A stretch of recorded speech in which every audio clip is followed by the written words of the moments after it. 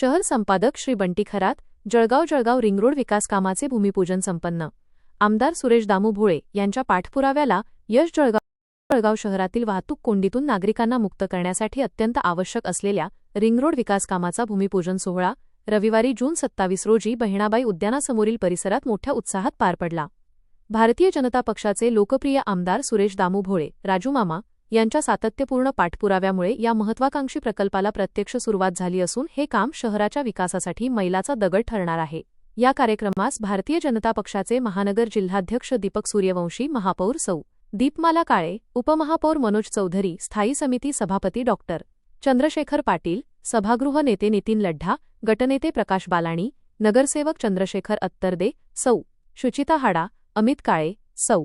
अंकिता पाटील यांच्यासह भारतीय जनता पक्षाचे विविध पदाधिकारी, नगरसेवक, मंडल अध्यक्ष, मोर्चा व आघाडीचे पदाधिकारी, शक्ती केंद्र प्रमुख, बूथ प्रमुख, कार्यकर्ते आणि मोठ्या संख्येने स्थानिक नागरिक उपस्थित होते.